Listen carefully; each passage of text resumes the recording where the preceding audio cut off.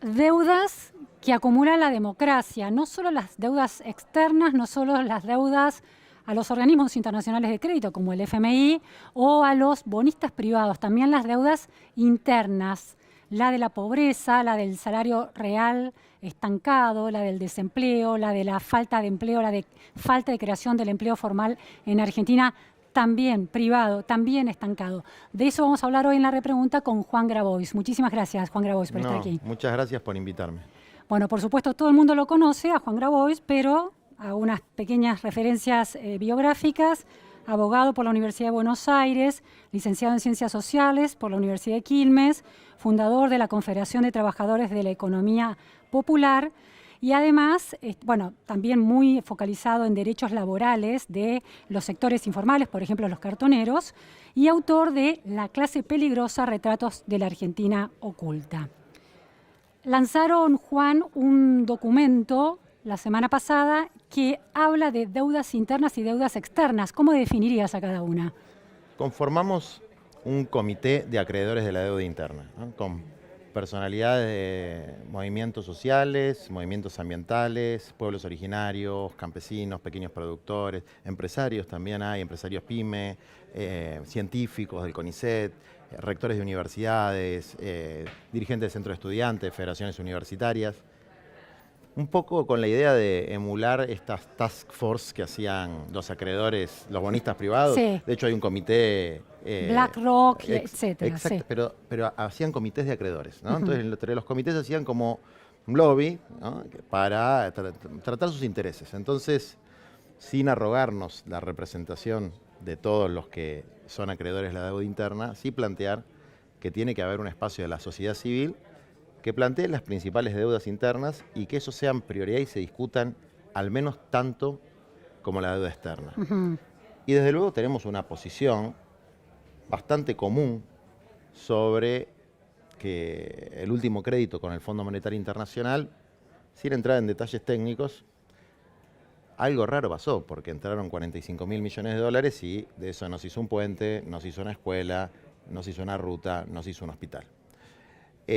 Hubo gente que compró dólares muy baratos y hubo un proceso de formación de activos en el exterior, lo que se llama fuga, en muchos casos no declarados, que el comité tiene entre sus tareas bregar por la recuperación de parte de esos activos o de las ganancias ilegítimas que se obtuvieron con la fuga de esos activos para por lo menos mitigar el peso de la deuda externa en el pueblo y también para que se conozca la verdad de qué pasó con ese crédito, ¿no? Yo no soy un especialista, pero sí sé que es del más elemental sentido común que hay que investigarlo, no solamente en el fuero penal, que existe una causa, que la tiene la doctora Capuchetti, o Capuciotti, sino fundamentalmente en lo que tiene que ver con lo político-económico, ¿no? ¿Quiénes se beneficiaron? ¿Qué pasó con esa plata? Que es mucha. La oposición del gobierno de Cambiemos, economistas que uno podrá estar de acuerdo o no con su signo ideológico, pero sin dudas manejan la racionalidad de la economía, plantean que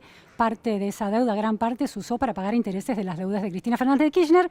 Esto para poner otra lectura sobre la mesa que el documento y tu posición no está contemplando. Pero está claro que es una deuda externa. ¿Las deudas internas cuáles serían? Te hago un breve comentario.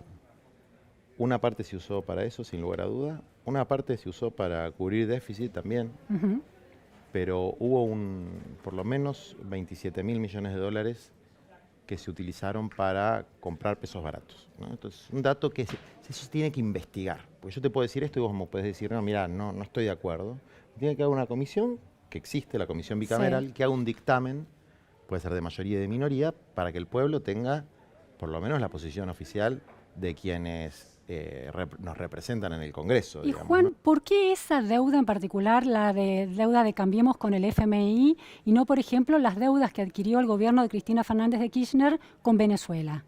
Porque esa deuda tiene un carácter muy, muy particular, que es una deuda que viene con condicionamientos a la política económica, además, y que tiene revisiones trimestrales de una entidad que muchos consideramos que no está para ayudar a los países a salir adelante, sino para someterlos a condiciones que impiden su desarrollo, y que este comité tiene que ver en sus revisiones trimestrales que no aplique políticas que vayan en contra de los jubilados, de los estudiantes, de los trabajadores, etc. Ahora, hay un Congreso que votó en las dos cámaras ese acuerdo actual, el acuerdo actual con el FMI, hay un Congreso que lo votó. ¿Una comisión de acreedores puede tener más representación que los representantes del pueblo en diputados y en senadores? No es una disputa de representaciones, esto no es una institución pública, digamos, ¿no? Es una organización de la sociedad civil que busca que haya participación social en estas discusiones, porque a veces son discusiones de cúpula, de casta, efectivamente, donde uno no termina de entender las cosas y no las puede explicar, ni vos ni yo, muy pocos podemos manejar algunos detalles sobre estos temas. Pero además, la comisión de investigación, acá en este documento lo firma gente que votó el acuerdo, perdón, que estaba de acuerdo con, yo personalmente no estoy de acuerdo con el último acuerdo con el último acuerdo. Y acá hay gente que sí está de acuerdo, con independencia de eso. Es, bien, que se gastó bien, que se gastó mal, si hubo ganancias indebidas, cómo recuperarlas. Y tal vez de deudas anteriores también se tendría que haber hecho, pero... Claro, porque pensaba en el acuerdo de Cambiemos con el FMI, Sí. Va a ser sometido a partir de una iniciativa del kirchnerismo de la justicia. Es un acuerdo al que se puede acceder en sus condiciones. Podemos leerlo si tenemos la voluntad de pedir los pliegos de ese acuerdo. Y se discutió públicamente los acuerdos del kirchnerismo con Venezuela. ¿En qué año fueron? No sé, 2014, no recuerdo ahora particularmente. En todo ese periodo Cristina Kirchner se deuda con China y con Venezuela, La verdad, porque no tenía capacidad de endeudarse con el sector privado por el riesgo país tan alto, por el historial de default yo de era Argentina. bastante chico y la verdad No es me acuerdo el monto, pero quiero decir, es un monto, pero podríamos plantear que todos los acuerdos económicos, financieros, sean investigados, no importa el origen, no importa el acreedor. Desde luego, pero a ver, este está fresquito en la memoria y nosotros, por lo menos yo, a partir del año 2019 recién empecé a tener participación político-partidaria y a prestarle atención a lo que pasaba en el Congreso, ¿no? Mi vida siempre fue la militancia en los barrios, en las cooperativas, etc. Y hace poco empecé a interesarme un poco más por la política superestructural porque efectivamente yo creo que hay un espíritu de casta, que los cambios más profundos se hacen desde la base social y no desde las instituciones, pero empecé a cambiar un poco esa perspectiva. Y en este caso sí lo pude ir siguiendo. Yo empecé a militar en el 2001. Y en el 2001, el drama del 2001 era el drama del endeudamiento con el FMI. Los cantos en la Plaza de Mayo eran contra el FMI. A mí me metieron preso bajo estado de sitio el 20 de diciembre de 2001. Ahí es cuando empecé a definir mi vocación en la vida, ¿no? Ese día en esa comisaría. Entonces es algo que está en mi generación, que es lo que genera el Fondo Monetario Internacional. Vamos a ir, quiero, antes de hacer, entonces está claramente la deuda externa, el reclamo que hay de investigación de la deuda externa, pero quiero entender el concepto de deuda interna para el documento y para ustedes. Entonces, ¿para qué la investigación? Para poder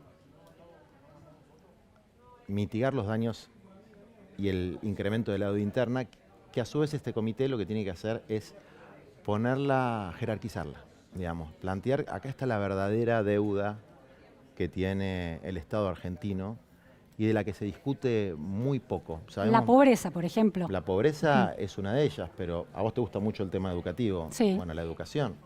Es decir, hay una ley que establece que es obligatorio que haya de salita de 3, 4 y 5, y no hay un 10, 12%. Las escuelas de jornada extendida son el 16%, tendrían que ser el 100%. Es decir, hay una serie de, bueno, ni que hablar de la deserción escolar, que es la principal correlación que hay con la criminalidad violenta, es la deserción escolar. Entonces hay un tema, una deuda educativa, que es, no se puede atribuir a un solo gobierno, que nadie resolvió del todo, y que en la pandemia se puso de manifiesto de manera brutal, ¿no? Entonces, esa es una de las deudas que hay. En el documento ustedes mencionan la pobreza, la caída del salario, el déficit habitacional, la falta de acceso a la tierra y la destrucción del medio ambiente como estas deudas internas, esta noción de deuda interna de la democracia argentina, por lo menos, en relación a la ciudadanía, a todos, ¿no? Así es. Porque la sociedad tiene vasos comunicantes. Ahora, en esa lógica, entre esa deuda externa que plantean y esta deuda interna hay una lógica de causa y consecuencia. Hay una relación. Ustedes plantean que el FMI, con esta centralidad que le das a tu vida y a la vida política argentina, los acuerdos con el FMI y el peso del FMI en la política local generarían, por ejemplo, un impacto importante sobre la pobreza y una deuda en términos de pobreza. Los procesos de endeudamiento y de destrucción de las capacidades transformadoras del Estado es un proceso que, desde mi punto de vista, empieza en el 76, con el golpe de Estado. Se profundiza en los 90.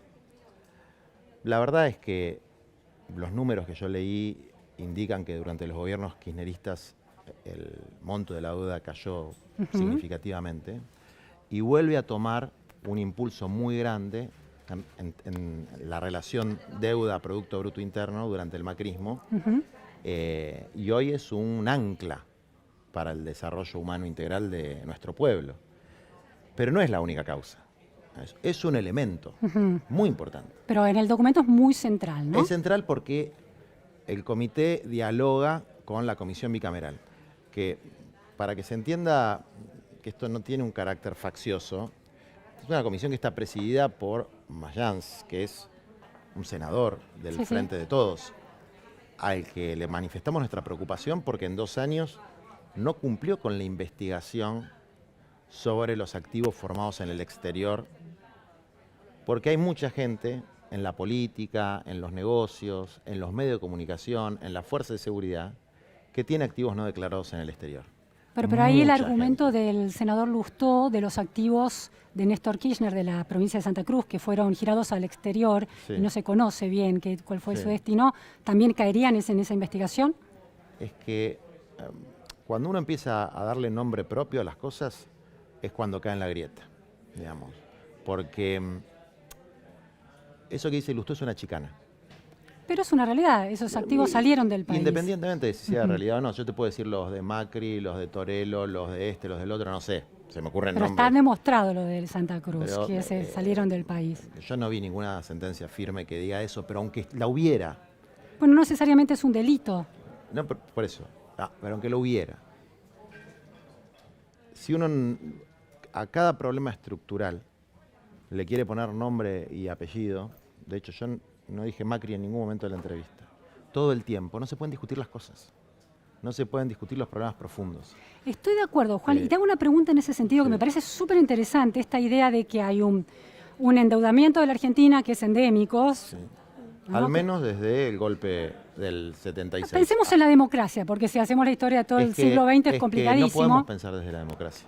No, bueno, hay una deuda externa que se hereda de la dictadura, sin duda, sí. Y hay una lógica que se hereda de la dictadura, que es la incapacidad del Estado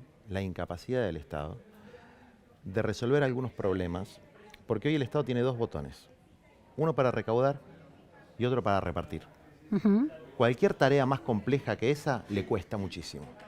Entonces, gestionar la escuela pública, gestionar el hospital público, gestionar procesos de creación de trabajo, por ejemplo, en la economía popular, gestionar procesos de repoblamiento de la Argentina, ¿no? Alberdi, no Fidel Castro. Alberdi decía, gobernar es poblar. Y Perón decía, gobernar es crear trabajo.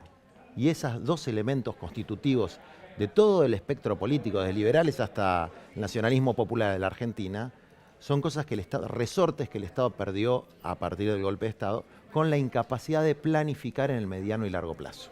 Yo te planteo esta correlación que me parece súper interesante para relativizar el peso.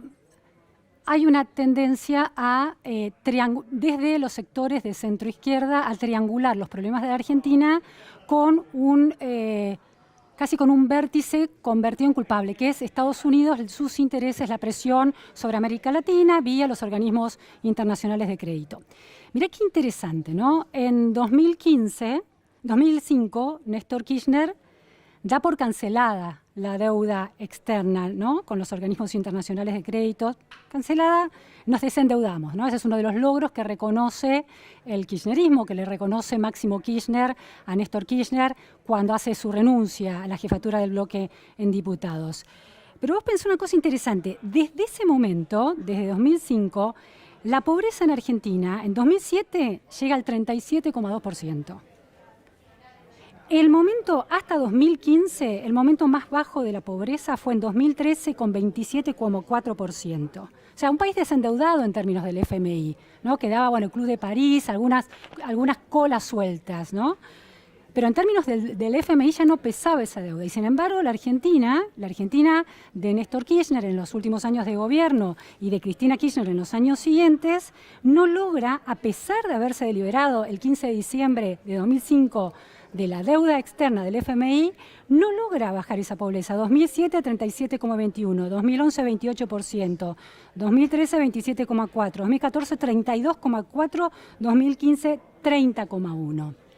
Entonces la relación, esa correlación o esa causalidad no parece ser tan clara entre estar endeudado con el FMI y tener una Argentina pujante. Hay algo que los argentinos no estamos, o que los dirigentes, no importa si son kirchneristas u otros, no están haciendo bien. Bueno, pero por eso te decía, no hay una relación lineal, pero es un elemento sustantivo dentro de la situación de nuestro país, el endeudamiento que tiene.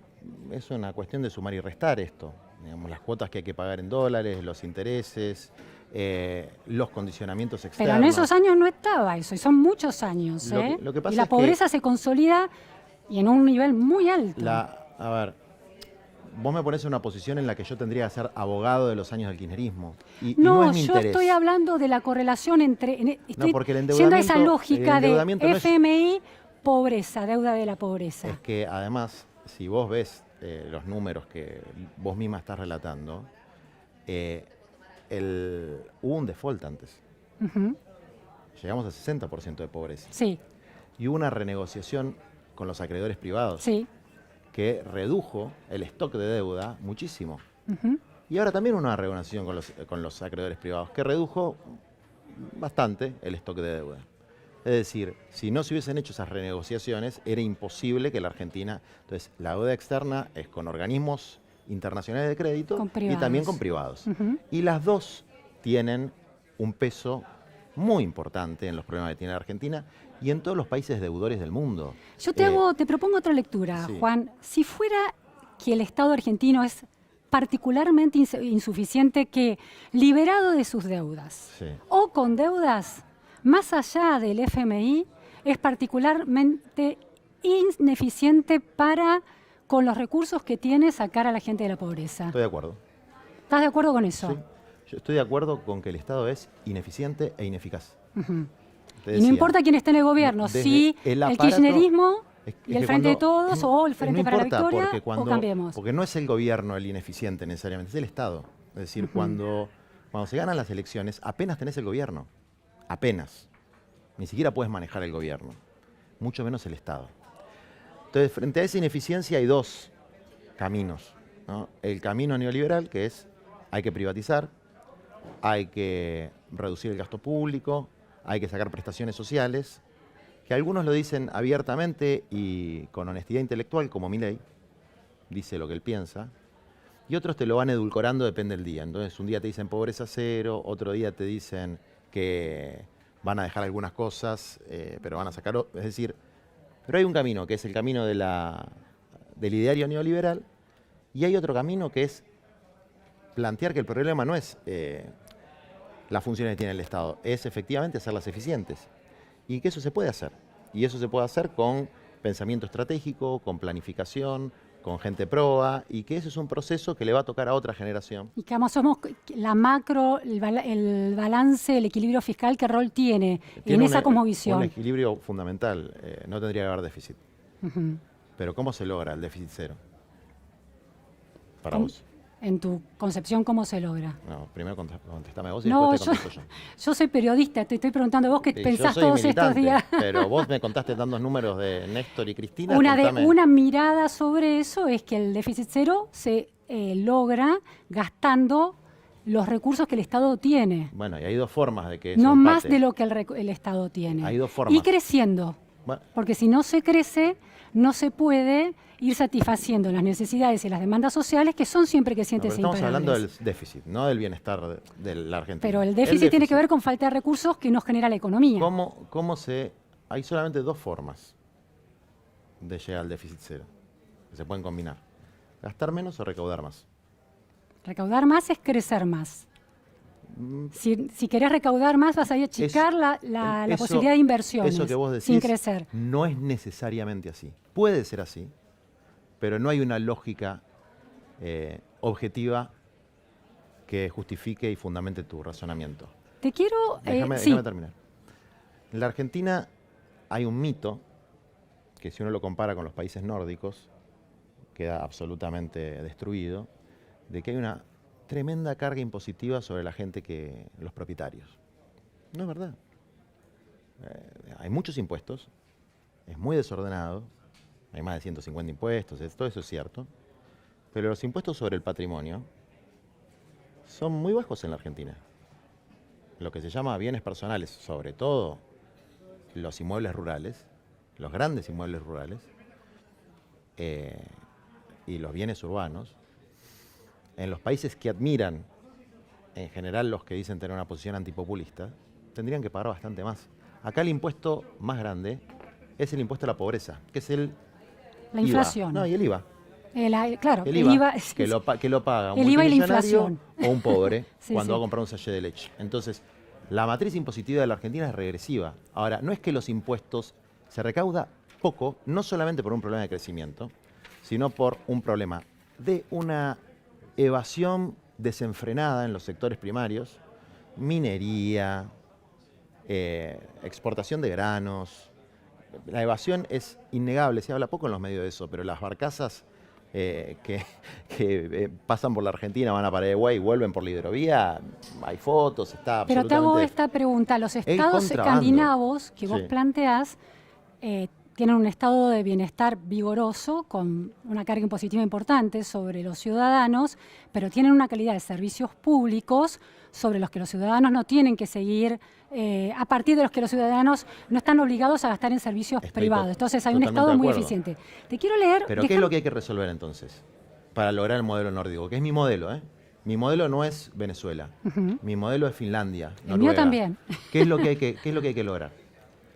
Recaudar y usarlo bien. La eficiencia Sí, y recaudar. sí. Entonces, vos y yo coincidimos con que habría que hacer más eficiente el Estado y que la gente que tiene altos patrimonios en la Argentina tendría que pagar más.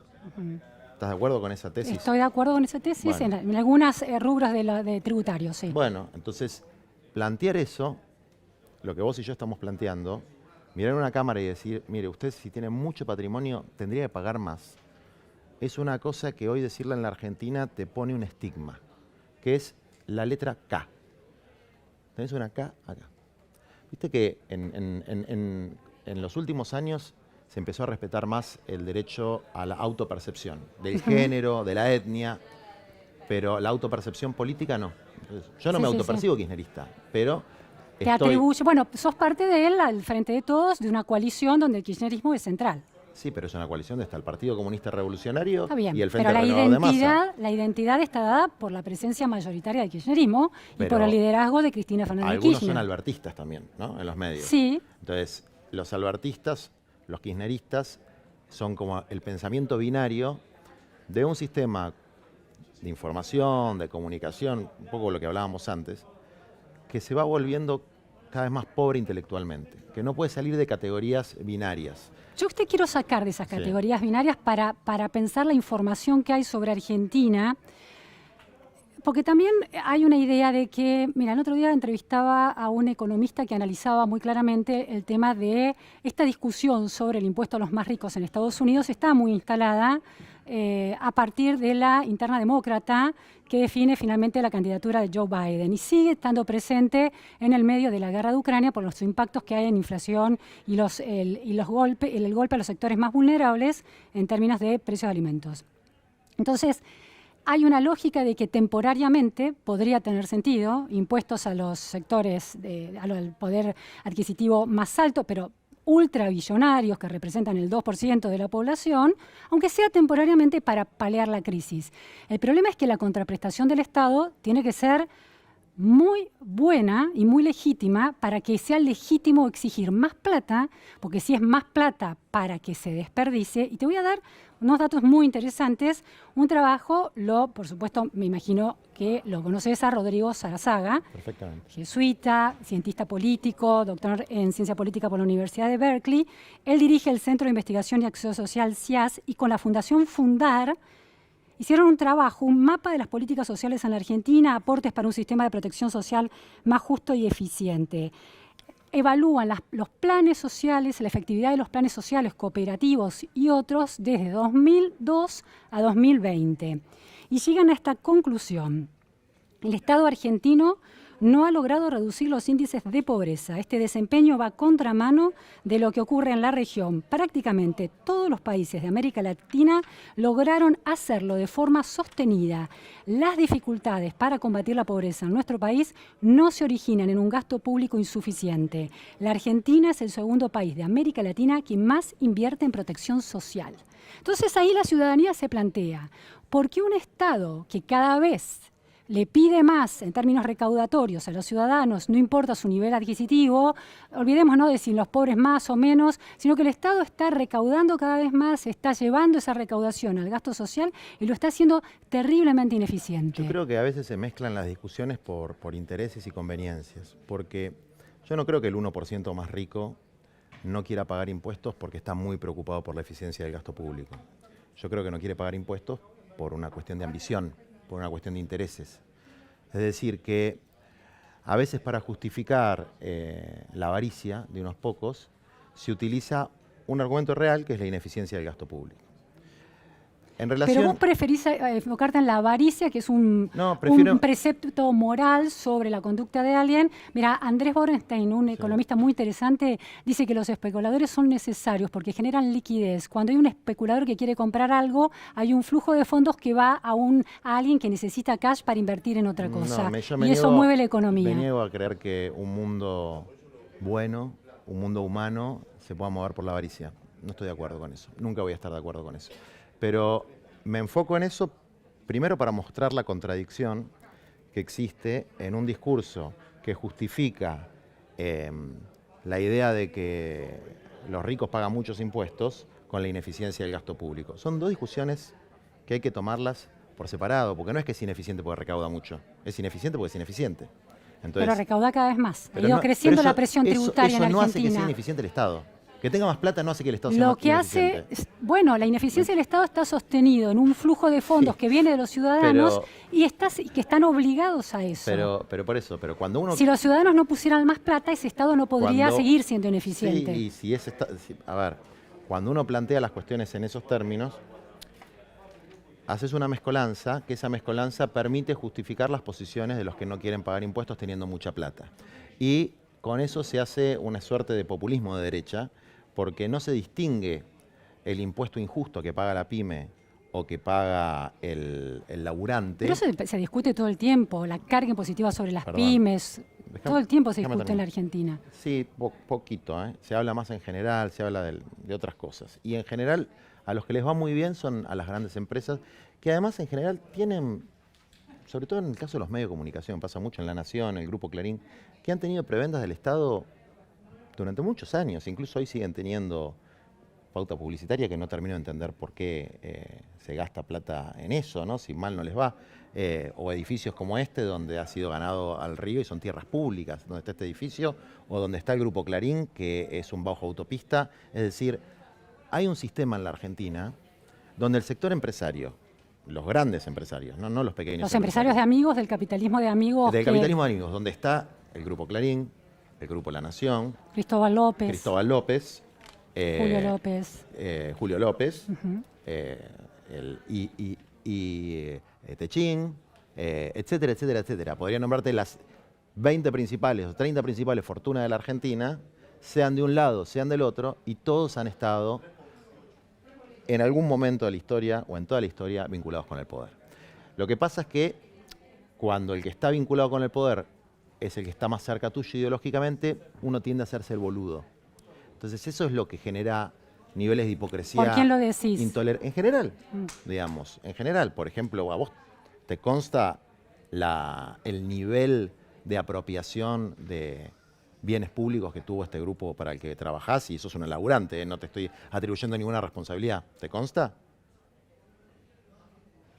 No, la verdad que no. Bueno, pero fíjate, vos que sos tan inteligente y tan estudiosa, no estudiaste los Es orígenes una del medio entrevista sobre mí, en yo el que soy el objeto trabajaste. con las cosas importantes que hay en Argentina, tus respuestas son sobre mí, No, a mí me sobre gusta- condición de A trabajadora. mí me gusta el diálogo. Y en el diálogo... Por eso volvamos a lo importante Pero que es en la el pobreza diálogo- estructural de la en Argentina y el las diálogo- deudas sociales de la El diálogo es de ida y Argentina, ¿no? vuelta, ¿no? Y Yo hago esto es un diálogo sin una entrevista y los temas centrales de la Argentina, los argentinos están esperando que los dirigentes sociales Sí. como vos den respuestas a cuestiones Es- muy es que centrales. yo Por estoy ejemplo, tratando de argumentar la pobreza. la cuestión impositiva y no me dejas terminar. Entonces te estoy planteando, por un lado, que plantear que hay mucha recaudación o mucha carga tributaria, así en general, es un error. Hay mucha carga tributaria para las pymes y para los trabajadores. Hay poca carga tributaria para las grandes fortunas. ¿Cómo Primer punto. te- Segundo punto. No me dejas terminar. Segundo punto. Todo lo que quieras, pero cambiemos porque hay otros temas No, importantes. segundo punto. El gasto público en la Argentina es proporcionalmente más bajo de los países escandinavos. Y el impuesto a los altos patrimonios, que vos decís que tiene que ser temporal, en los países escandinavos es permanente. ¿De cuánto es el gasto público en los países escandinavos? Por lo menos el 60% del PBI. La composición ¿A qué llamas el gasto público? ¿Educación, salud? a todo el gasto público. Ah, bueno, A sí. todo el presupuesto público. Pensé que estabas hablando de planes vinculados directamente con la pobreza. Y de los planes vinculados con la pobreza, ¿cuáles serían en la Argentina? Los planes cooperativos, planes la AUH, Bien. planes Entonces, sociales. la UH y la jubilación no son planes, son derechos. Hay una diferencia. Son derechos de la seguridad social. Como la jubilación. Bueno, podemos y la llamarlos UH. derechos, no hay problema. Durante el Pero gobierno están de- garantizados por planes de política pública. Durante el gobierno de Cristina, y esto le guste a quien le guste, y Sarazaga lo reconoce, pero esa parte de Sarazaga nunca se lee. Durante el gobierno de Cristina hubo dos medidas que son muy importantes. La creación de la asignación universal por hijo y la ampliación de la gente, de los abuelitos, las abuelitas que tenían jubilación. Antes era el 60%, hoy el 90 y pico por ciento tiene cobertura, baja. Muy Pero todo el baja. mundo tiene cobertura. Pero antes había un 40% que no tenía nada. ¿Te acordás de Norma Pla, etcétera? Sí, sí. Nada, ni para caerse muertos. Ese esquema de seguridad social es un esquema que en términos de eficiencia del gasto es bueno, no hay intermediación. La gente recibe directamente la plata. La AUH es un gran mecanismo de derechos. de sí, derechos. sí. Lo de que llaman consolidación de normalmente derechos. planes sociales y que es el gran tema Los de planes los piqueteros, cooperativos. etcétera, son el 0.05% del presupuesto. 0.05 del presupuesto. Eso lo puede ver cualquiera, entra a la página de presupuesto abierto. La AUH es el 0,5% No, del la presupuesto. OH es el 0,5. El plan Potenciar Trabajo, que es el único plan social que existe hoy para cooperativas, es el 0.05% del presupuesto. Se busca en presupuesto abierto y ahí aparece cuánto representa. Es decir, es muy poco. Ese es el problema de la Argentina. La plata que le dan a los negros piqueteros. Te doy Está mal enfocado. Mira, el te problema. doy te doy unas cifras interesantes Sí. para escuchar tu parecer. En el trabajo de Sarazaga, lo que él plantea es que, bueno, Brasil, su gasto social en este tipo de cuestiones, en los derechos de los sectores más vulnerables, llega respecto del PBI al 12,6%. ¿Sí? Ok. En la Argentina es del 11%, cifras de 2018 Sí. son las que maneja Sí. el documento. En Chile llega a ese gasto a 5,8% y en Uruguay al 7,3% del PBI. Pero Sí. sin embargo, Argentina, viste que la comparación internacional de la pobreza es un tema, jodida, entonces sí. usan La del Banco Mundial. $5,5 diarios, Sí. aquellas porcentaje de personas que viven Sí. con eso. En la Argentina, con el 11% del PBI, el 9,56% de los argentinos vive en esos niveles de pobreza medidas por $5 diarios. En Chile, que dedicó el 5,8% del PBI, el nivel de pobreza es de apenas el 3,72%. ¿Y en Brasil?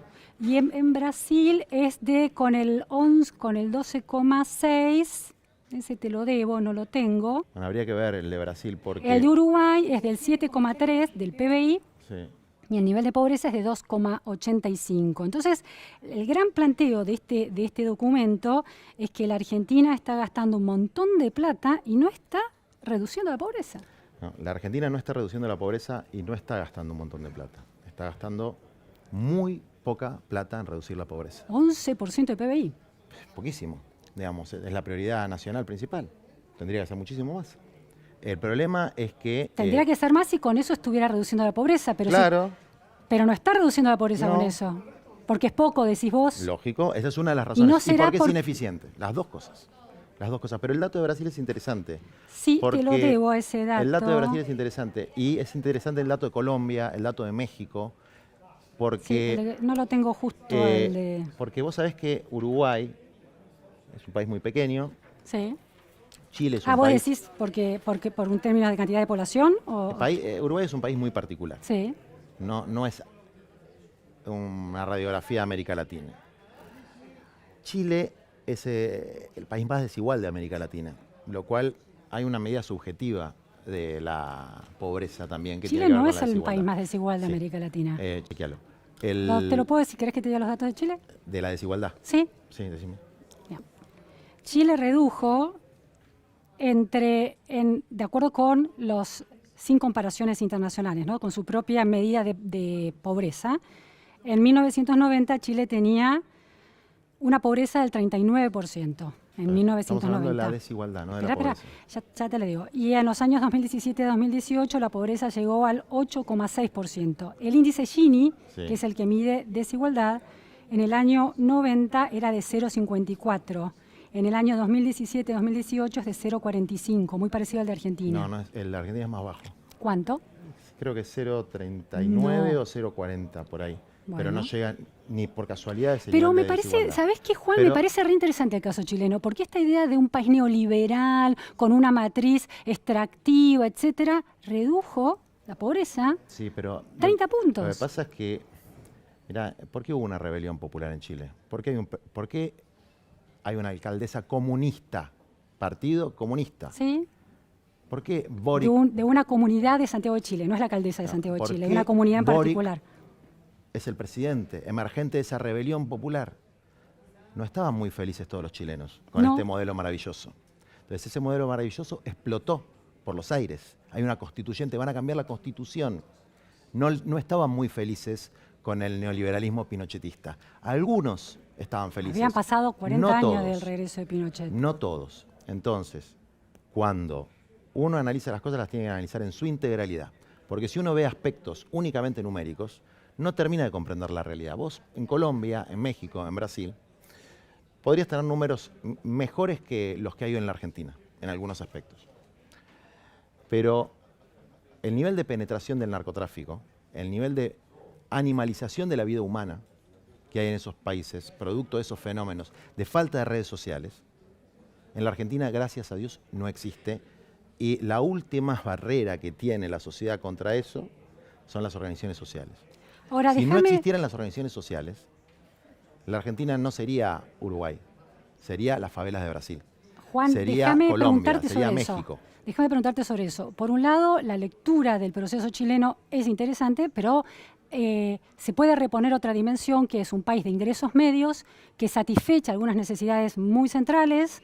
Por ejemplo, el nivel salarial, ganan más per cápita en dólares, es más alto que la Argentina, y en términos educativos. Es el sistema educativo que ha reducido más su brecha de desigualdad, el chileno, y es el que tiene mejores rendimientos de educación en la región. Entonces, dos variables muy importantes. Entonces, la lectura es que, como es un país de ingresos medios, que ha satisfecho necesidades muy básicas, ahora está pidiendo su demanda es todavía mayor, lo cual es muy razonable, está Eso muy ha bien que pasado sea en así. todos los procesos latinoamericanos, desde el boliviano, que fue el más excepcional de todos, porque el proceso boliviano generó una verdadera revolución cultural. Antes los quechua, los aymara eran tratados como mierda en Bolivia. Bueno, Bolivia es el que más redujo la desigualdad de la región. Ese fue el proceso más extraordinario que hubo. Uh-huh.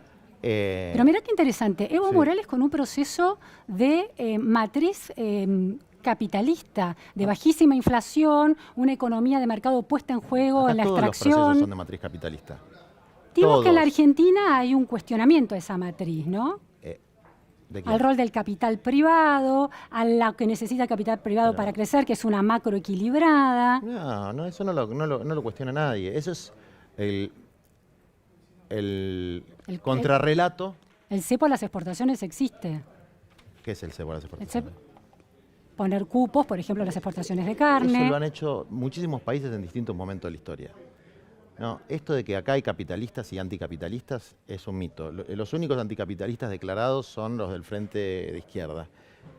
El capitalismo, yo te podría decir, yo soy anticapitalista. Claro, pues Yo creo tomás en modelo tierras aparte. y no crees en la propiedad privada Pero- de las tierras. No, me estás acusando de una No, cosa... pero has tomado tierras o no, No, nunca. ¿no? El campo, aquel famoso episodio del campo de la heredera de los Echeverre. ¿De Dolores? Sí, Pero Dolores entró ahí, aparte yo no tengo ninguna causa. Dolores entró ahí con no, su no hablo familia de y sus causa, amigos. digo que Pero había un no, interés en una acompañar toma- esa toma. No, yo tengo... No, eso son dos cosas distintas. A ver, Una cosa es que uno acompañe una reivindicación que considera justa y otra cosa es que uno vaya y tome y se imponga sobre la propiedad privada de otro. ¿No? Son dos cosas distintas, digamos, ¿no? Es como lo que alguno quisiera creer que uno es, ¿no? Entonces, yo soy anticapitalista porque creo que el capitalismo es un sistema que lleva al abismo ambiental fundamentalmente, más allá de las injusticias distributivas. ¿y el comunismo no? Bueno, pero no soy comunista. Por eso digo, No. ¿cuál sería Un modelo alternativo donde el ser humano esté en el centro y no la ambición y la ganancia. y en la práctica qué país lo representa? Los países nórdicos. Los países nórdicos. Claramente. Bien. Son los que mejor representan ese modelo. Pero es un modelo con un Estado muy fuerte, Sí, sí. muy fuerte. No es un modelo de absoluto liberalismo. Pero con un rol del capital privado impresionante. Es un Estado que genera reglas para que el capital privado haga su trabajo. Exactamente, y a su ¿eh? vez tiene el mayor número de empleados públicos, el mayor número de prestaciones sociales. ¿Por qué? Porque cuando el capital está desbocado, busca la ganancia. Mira, se desmontaron en los últimos 10 años, para que vean, más o menos 3 millones de hectáreas. ¿Qué se hizo en esas hectáreas? Se plantó soja. Esas 3 millones de hectáreas donde se plantó soja no hay más bosque nativo. Pero es un gran emprendedor el hombre que ha plantado soja ahí. Bueno, yo no estoy de acuerdo. Yo creo que es un hecho criminal ese. Y es un hecho criminal en el que participa toda la cadena. Lo que pasa es que es un dilema para un país. Si no vive de la explotación pesquera o de la explotación petrolera o de la explotación de los agronegocios, ¿cuál es el modelo económico que permite dar de comer a millones de personas? Bueno, ¿no? el dilema, claramente en la Argentina todos dicen que produce alimento para 400 millones de personas y no puede alimentar a 40. Hay un problema distributivo, no hay un problema de producción. Si vos producís alimentos para 400 millones de personas y no puedes alimentar a 40, que el problema es la producción. Hay que producir más. Hay que producir para 600 millones de personas para poder alimentar a 40. ¿O hay un problema de distribución? Yo creo que la respuesta es absolutamente lógica. Hay otro elemento que hay que pensarlo muy bien. El CULFAS sacó un plan productivo, ¿no? Sí. De 10 años. Es bueno que se hable a 10 años. Yo lo leí, es interesante. Es muy parecido al que tiene la oposición. Dice que va a crear 2 millones de puestos de trabajo privados si todo sale bien, en 10 años. Vamos a suponer que le va muy bien, y son 4 millones de puestos de trabajo privados. Es decir, duplica lo que él dice que sería el mejor escenario. Vivimos en una sociedad con 60% de trabajadores excluidos del mercado laboral, del empleo, Formal. Ujú. del empleo asalariado privado estable. Ujú. Ese es un problema de la Argentina, no es un problema mundial. Hay una crisis tremenda hay una explosión de las formas tradicionales de relaciones de empleo. Hay una explosión. Esto lo dice desde Elon Musk hasta el Papa Francisco. Cualquier persona que tenga sentido común se da cuenta de que el empleo privado no va a alcanzar para todos. Y es duro, pero es la realidad. 2 millones de empleos privados en 10 años apenas cubren la tasa de crecimiento vegetativo de la población. Ujú. Entonces, si nosotros no asumimos que no van a entrar todos a ese segmento, al sector privado, y que hay que buscar alternativas creativamente, y estamos jodidos. Está bien, pero antes de buscar esas alternativas para los que quedan realmente excluidos, el sector privado tiene que recuperar su vigor, salir del estancamiento y generar empleo, porque en 2011 no se crea empleo formal privado en la Pero, Argentina. Bueno, Está yo creo estancado que en vos 42%. más por invertís tema- las prioridades. O sea, que vos pensás que el sector privado tiene que recuperar su vigor antes de pensar en el Yo sector digo que que quedó excluido. también tengo. Bueno, Pensaba yo creo cosas que al mismo primero hay que tiempo. pensar en los excluidos y después hay que pensar en el vigor del sector privado, porque el sector privado, que es muy importante, no va a resolver estos problemas, porque no funciona así en ningún otro Pero el lugar del Estado mundo. tampoco los ha resuelto. No Y los está resolviendo. la última cuestión, Por Juan. eso hay que buscar un sistema mixto, que tenga un sector privado pujante, un Totalmente. Estado eficiente y un sector social que funcione bien, que esté bien regulado, que esté bien controlado y que genere una productividad alternativa, que no será la productividad que se puede valorizar en el mercado financiero o en dólares, sino la productividad del cuidado, la productividad ambiental, la productividad de mejorar las comunidades. Está bien, Son- es interesante imaginar eso y cómo puede llegar a ser. Tengo una última pregunta más coyuntural, Juan, que tiene que ver con los acampes, el reclamo de más cantidad de planes cooperativos que vemos, no sacan a la gente de la pobreza, no sirven como puente hacia el mercado de trabajo y hay una disputa acerca de quién los reparte, cómo se asignan y hay una cierta opacidad en ese reparto y arbitrariedad. ¿Crees que deberían volver, por ejemplo, a las intendencias o funcionar más como la UH en una transferencia directa? Yo creo en el salario universal, como Elon Musk y como el Papa Francisco. Depositado en El una Papa cuenta Francisco, bancaria. lógico, el Papa Francisco plantea dos medidas. Una medida es la reducción de la jornada laboral y otra medida es el salario universal o el ingreso básico universal. Yo creo que eso es lo que tiene que hacer la Argentina, que es hacia lo que van los países desarrollados. Y desde luego eso requiere que los que tienen muchísimo, no los que tienen mucho, los que tienen muchísimo van a tener que pagar un poquito más. Y si no, va a seguir habiendo acampes. O sea, no es un problema de matemática, no es un problema de ideología. Del mismo modo, va a seguir habiendo tomas de tierra si la gente no tiene un lotecito para vivir. Va a seguir pasando. Sí, sí, Hay un la déficit. posesión de una vivienda es un derecho social que las democracias incumplen Sí, históricamente. entonces, y va a seguir habiendo criminalidad si no hay escuela desde los 3 hasta los 18 años para todo el mundo. Digamos. Entonces, si no se resuelven esos tres problemas, el ingreso, la vivienda y la escuela, y una mínima preservación del medio ambiente, y nos va a ir mal a todos. Entonces, esas son las deudas internas que nosotros tenemos que priorizar por sobre cualquier otra consideración. Bien, bien. Muchas gracias, Juan A vos. Grabois. Fue Juan Grabois en la repregunta.